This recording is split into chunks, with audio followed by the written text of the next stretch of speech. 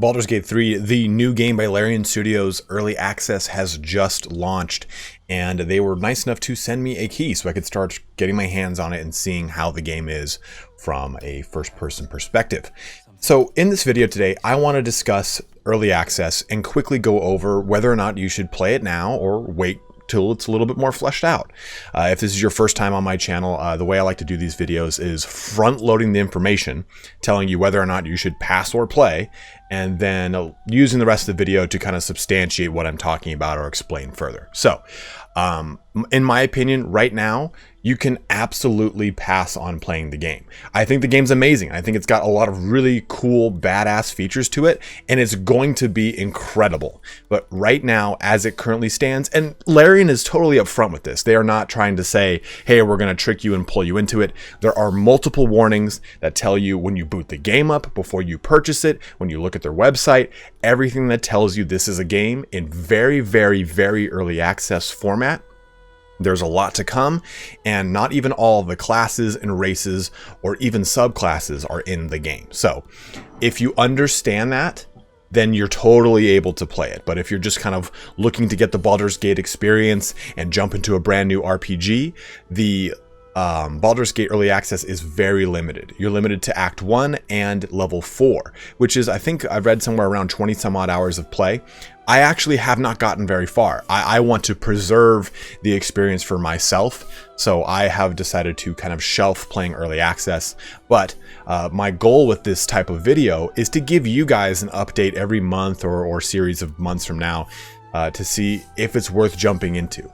In my opinion, as long as the front 50% of the game is completed, I don't mind playing through fully into the early access and kind of chasing all the hot fixes and additions to the game. I mean, as of the making of this video, there's already been 3 or 4 hot fixes that fix a lot of the issues that people were having with the game. So Larian is very responsive. They've pivoted very well on everything people have said.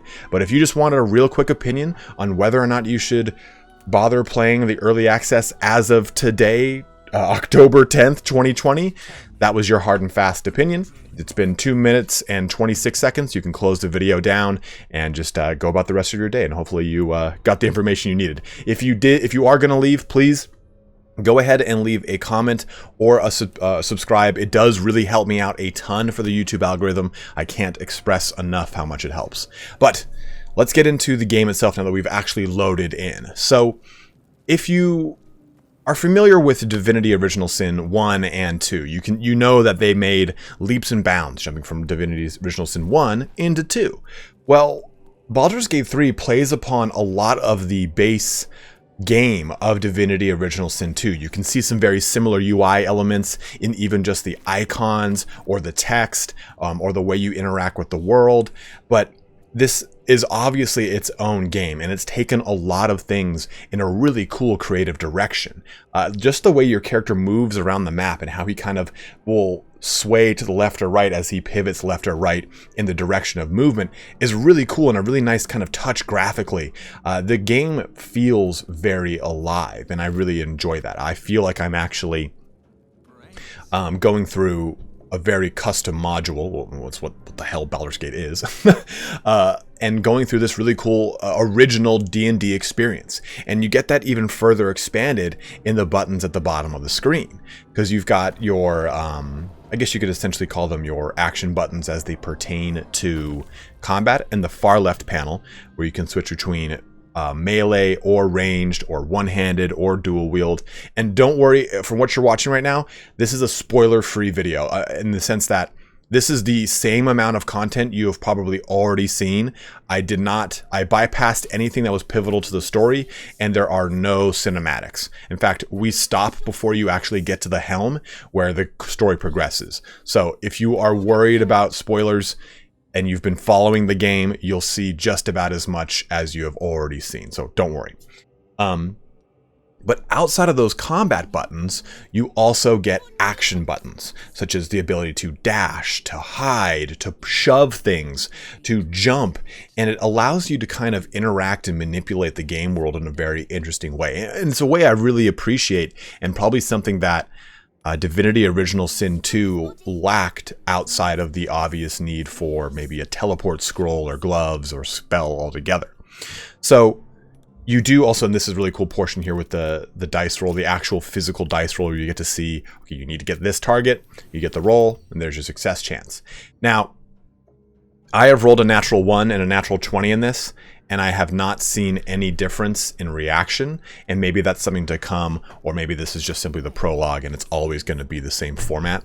But maybe you guys can tell me, if you've played more of the early access, if there are varying degrees of success and failure, and if it creates different scenarios in the game, because I'm very curious to see how that D&D formula plays into this, because that's such a huge portion, right, of playing D&D, and you're like, okay guys, I got the big roll right here, you roll it and it's a 1, and you just screw the pooch there.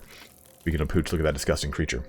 So, with that all in mind, the early access for Baldur's Gate 3 is not without issues, right? It has got its bugs. There are certain jerky, jankety movements that you'll see, random T-poses, even for the dragon itself you'll see in just a little bit. But honestly, as far as Larian's deliverance of this package as it is, you can already tell this game is going to be pretty magnificent, and I'm really excited to cover it in the future, or in the future on the channel. But as of right now, like I said before, I want the game to be fleshed out a little bit more. I don't even want to spoil it for myself, so I just played for the most part what I saw in all the videos. But it's fun to be able to interact with the world in a very different way than Divinity Original Sin 2. And if you like Divinity Original Sin 2, I think that you're really going to love Baldur's Gate 3. It gives you more tools to play through the game that you wouldn't have had. If you like Baldur's Gate 2, will you like Baldur's Gate 3? And I think that's a very interesting question, because it does have that kind of top-down isometric feel, but it's not the same style of game. You can press spacebar and kind of create a pause motion, but it follows the same overall combat system that Dungeons and Dragons does, where you make initial initiative rolls and then you're going to play on a turn-based scenario, much in the same way you do with Divinity Original Sin 1 and 2.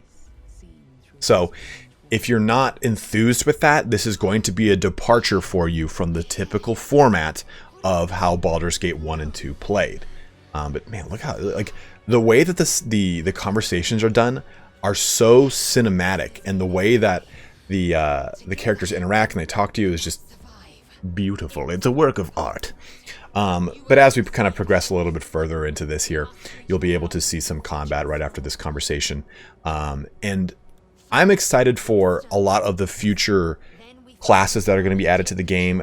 I don't know if you saw during character creation, but as a ranger I could choose, okay, am I a mage breaker?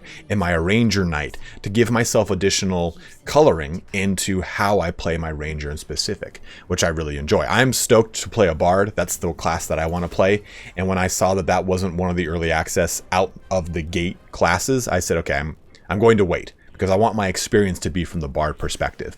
Or paladin was another one I wanted to go with the avenger, but we're going to have to unfortunately wait a little bit here. But as we kind of jump through combat, you can see how this all works. Our upper left corner is the order in which things are going to go as per the initiative rolls. I've already surprised everything though, so we're going to be able to get a little jump on them. We have the same kind of range combat that you've seen in Divinity Original Sin, where you hover over and it gives you an idea of your chance to hit, the actual radius of what you can hit. It doesn't tell you, you get an innate bonus or penalty for being above or below someone, but you can do this really cool feature where you can dip your weapon, even a ranged weapon, into a surface to imbue it, which is really awesome. I really enjoyed that. I think it's a pretty cool little feature, because that's a big thing with Divinity Original Sin, is the constant manipulation of those elements and those surfaces to help you in your kind of RPG endeavors. And that's kind of a way I think Divinity has tried to bridge that gap with D&D, because I think that Divinity Original Sin has always wanted to be that tried and true D&D experience, and now we're finally getting it from Larian with Baldur's Gate. So I am very, very stoked on that. Kind of still learning some of the buttons, as you can see. But again, this was just I wanted to kind of put a video out to you guys to give you an idea of my overall impressions of the early access. This is again supposed to be kind of a spoiler-free, hard and fast update into whether or not you should play the game right now or pass on it and wait until it's a little bit further. Again, as my opinion kind of stated earlier, I think it's definitely worth playing in the future, but dropping $60 in the game right now, unless you 100% want to support Larian, which, I mean, you probably should. They're probably one of the better RPG studios out there.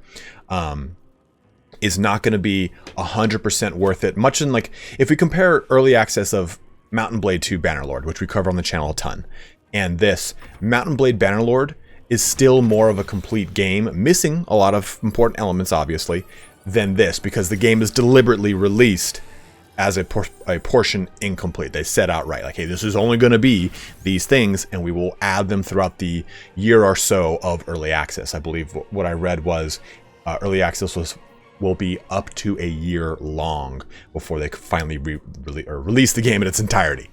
But we'll see how this kind of plays out. I will continue to do these videos every handful of months, or when there's a major content update.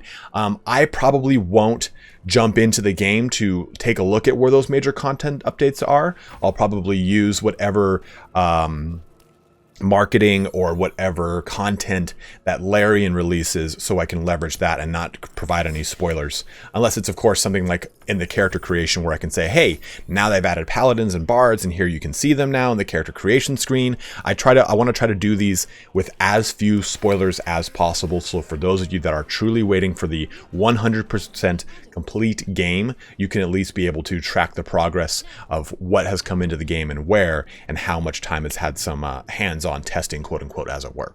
But as always, guys, thank you so much for watching here today. Don't forget to like, subscribe, comment below, all that kind of fun action, and let me know in the comments if this format helped you out in understanding where the game is at in its current iteration. As I said, I plan to do more of these as the game evolves, and let me know if you want to see a little bit more of the game, or if this kind of spoiler-free interaction was exactly what you were looking for. Any kind of feedback on this new format is really going to help me out as I kind of dip into Baldur's Gate 3 up until the point of full release, when we can go ham on it on the channel. But as always, have a good one and take care.